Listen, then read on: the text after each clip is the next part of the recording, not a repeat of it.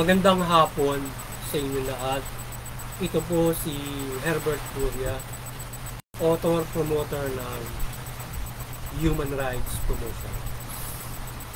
Ang boses ng Human Rights Promotion sa malayang inkorporasyon ito, kakibat ang ating pananalig sa ating banal na Panginoon Diyos, banal na Panginoon sa Kristo at gabay ng kaliwan ng Galiban ng Santa Maria, mula sa isyong ating lala at pagbabantay sa mabuting pamamahala, patas na hustisya at karapatang pantao.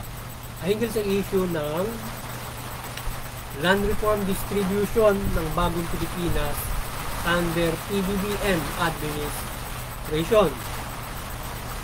Ang ating Pangulong Marcos ay sinisikap at kanyang pangunahin na bibigyan ng pansin na matulungan ay ang mga magsasaka o yung mga farmer sa kanyang bagong Pilipinas vision para sa ating pamamahala o serbisyong pamahalaan.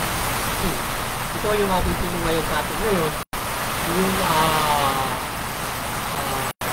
land reform program ng ating pamahalaan o ang pagbabahagi ng mga lupa sa ating mga walang lupang mga magsasaka.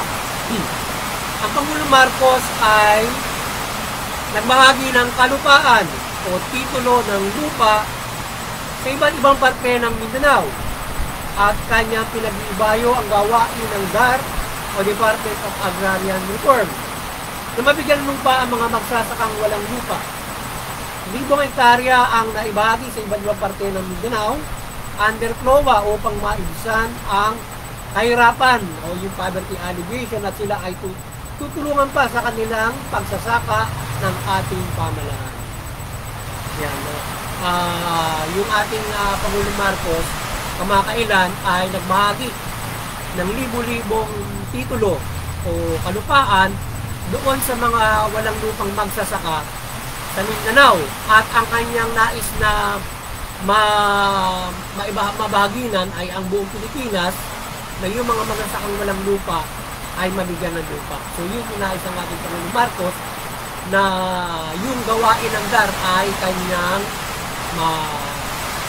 ito ay mag-function ng lubos at sa under his administration mabigyan niya ng lupa yung mga walang lupa at kahit daw siya ay hindi na nanunungkulan ay kanyang tutulungan pa rin na mabigyan ng lupa yung mga walang lupa. So nais ng ating Pangulong Marcos na matulungan lahat ng magsasaka na walang lupa na mabahaginan o mabigyan ng lupa na kanilang sasakain. Ngayon ang Human Rights Promotions ay mariing sumusuporta sa mabuting pamamahala, patas na hustisya at karapatang pantao. As issue ito ng pagbabahagi ng lupa ng ating Pangulong Marcos ay ating mariing sinusuportahan ang ating Pangulong Marcos sa kanyang mabuting pamamahala in this vision ng bagong Pilipinas. Ang kanyang ginagawang pagbabahagi ito sa magsasaka ay tugon sa karapatan na baging sa kanyang pamamahala. Ang Human Rights Promotions o Human Rights Advocacy Promotions ay mariing sumusuporta ang ating komisyon sa mabuting pamamahala ng ating Pangulong Marcos sa kanyang bagong Pilipinas at pagtugon niya sa ating karapatang pantao o karapatang pantao natin na kung saan ay kanyang binibigyan pansin na maipatupad ang karapatang pantao sa ating bansa. At ito ay napakagandang bagay sa ating pamahalaan na tugunin ang karapatang pantao upang ang mga tao ay makapamuhay ayon sa karapatan. So sa issue ng lupa sa buong bansa, partikular sa Mindanao ay naway marisolba ng ating Pangulong Marcos. Ang DAR ay mapaikito at madiritibahan niyang mamahagi ng patas sa lahat ng magsasaka. Ang land reform program ng ating pamahalaan ay kanyang paghusayin upang lahat ng walang lupa ay magkalupa yan. So sana ay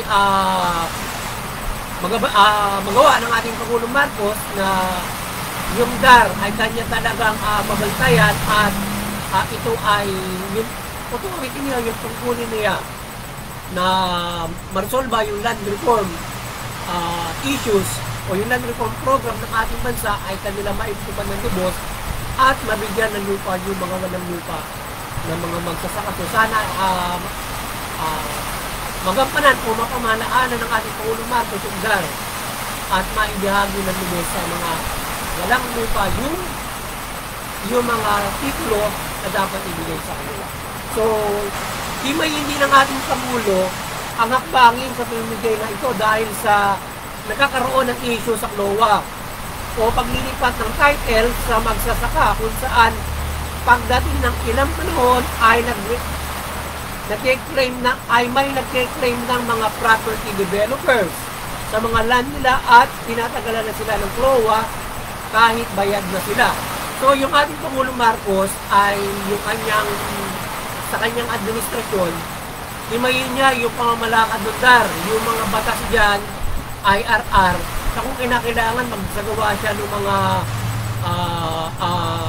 memorandum order o EO o executive order para mabago o madagdagan o ma-repeal at mapagbuhusay yung mga batas na yon para yung issue na yung sa CLOA, yung issue ng CLOA ay nakakaroon ng problema pagka nabigyan na ng title yung mga magsasaka dahil sa mga ilang panahon ay ang nangyayari ay nababago yung review ng mga kalupaan na yun ay nagta-turn na as for property na, hindi na siya for sakahan.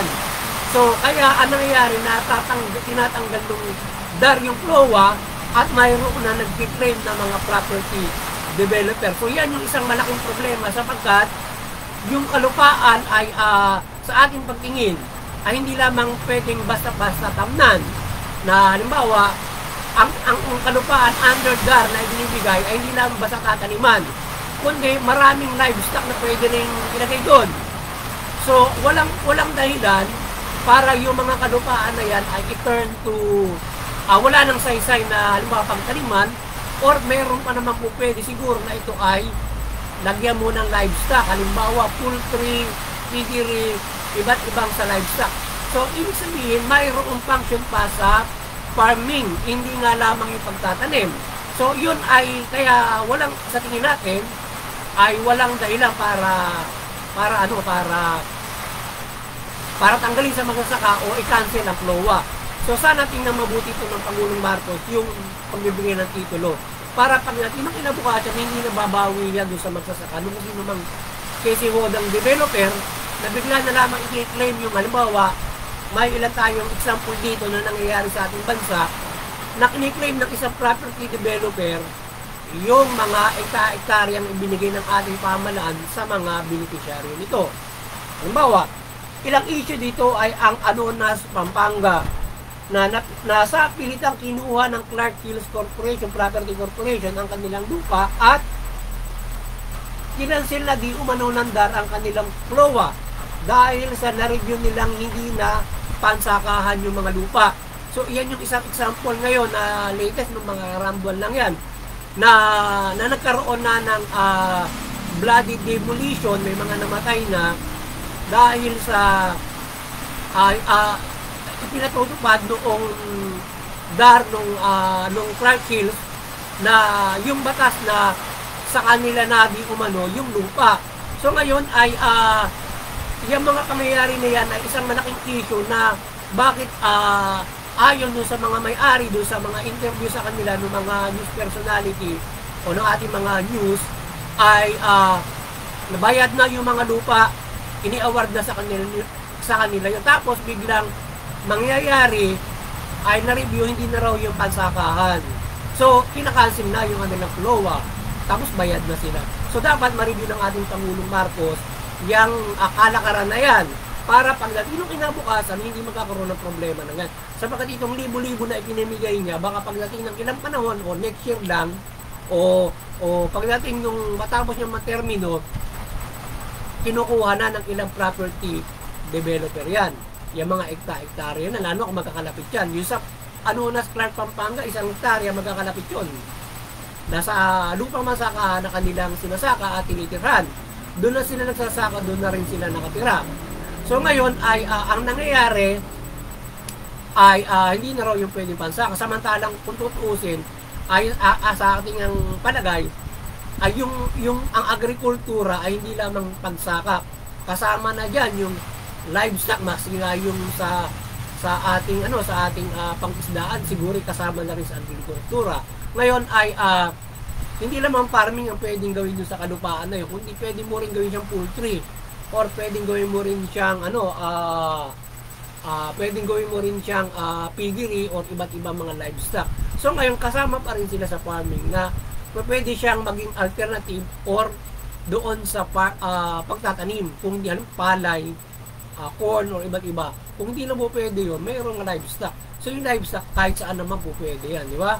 Ang mahalaga magagawa mo na yung lupa ay mahalagang ito ay hindi ito ito ay mamamanage mo ng maayos, kasi kung halimbawa kung iyan naman ay nasa sa heart of ng isang kabayanan, dapat ito ay o kahit nasa syudad pa, kailangan ito ay magagawang ito ay hindi makakapinsala.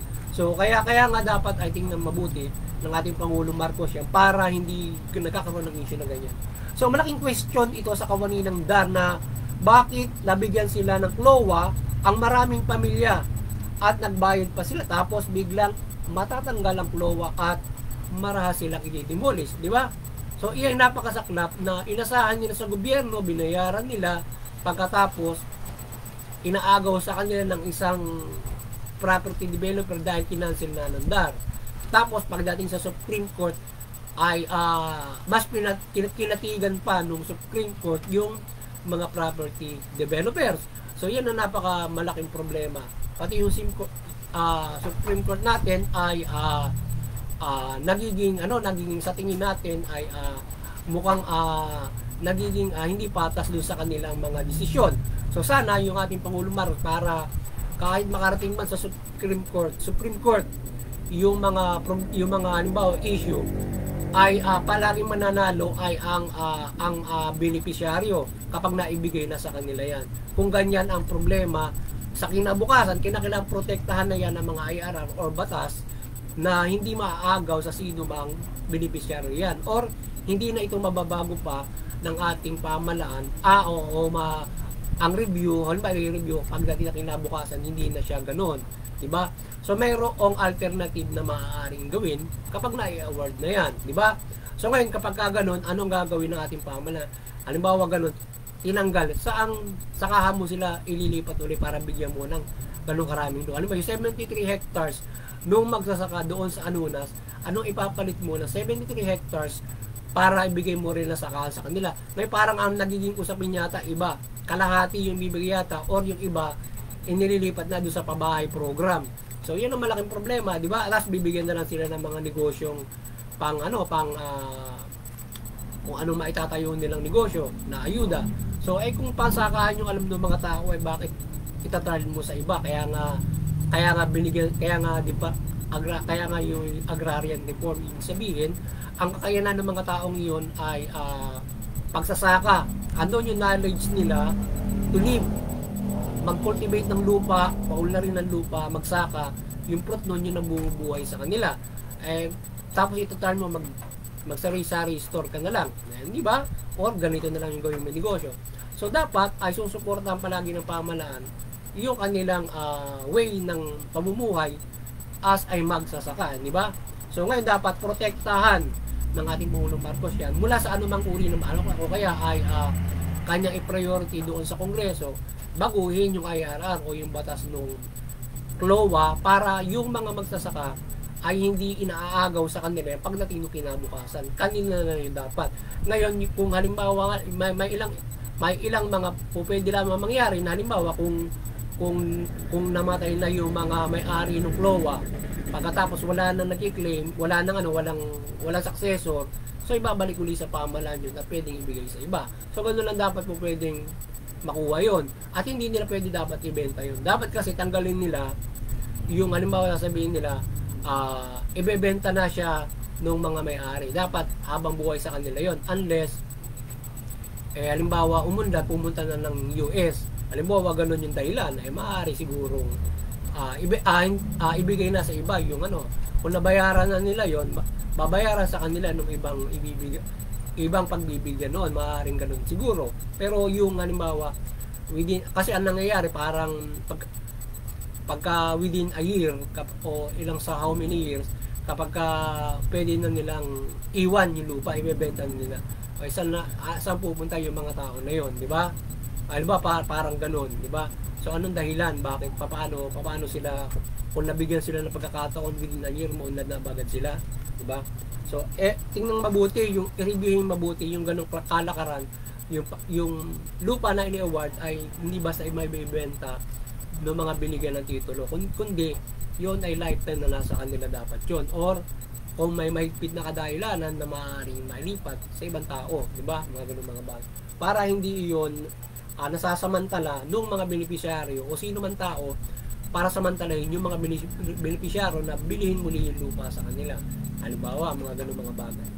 So ang mga ganitong so maging sa IP sa Boracay na sa pilitang din na inagaw ang lupa at tinatanggal na di umano ang klowang nila na kung saan ancestral domain pa itong lupa ng mga IPs. Kung nabalitaan natin, Pangulo Marcos, yung sa IP sa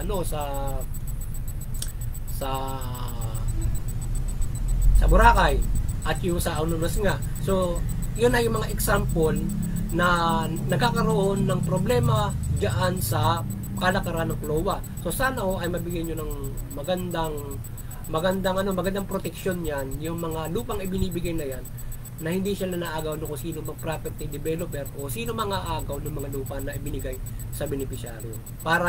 Para yan ay pakinabangan nila ng lubos at patuloy na sila ay tinutulungan ng pamahalaan para cultivate nila yung lupa. Sapagkat yun lang yung alam nila kaya nga binigyan sila nun. Diba?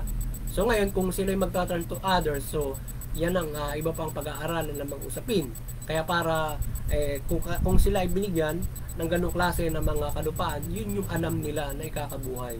So ngayon, ang mga ganitong issue at problema na kinaharap ng mga benepisyaro naway hindi na maging issue pa sa kinabukasan o darating na mga panahon, at ang mga lupang ibabahagi ng ating pamahalaan dito sa Administrasyong Marcos at mga susunod pa ay maging pang namumuno ay hindi na makararanas pa ng itong issue o problema. So kaya sana ay hindi na maranasan pa kagaya itong mga example na binigay natin na naranasan nilang sila ay apihin pa na doon sa lupang ibinigay ng pamahalaan na kanila yung inaasahan na sila ay makapamuhay at makatirik ng bahay doon, tapos ay ganun ang mangyayari.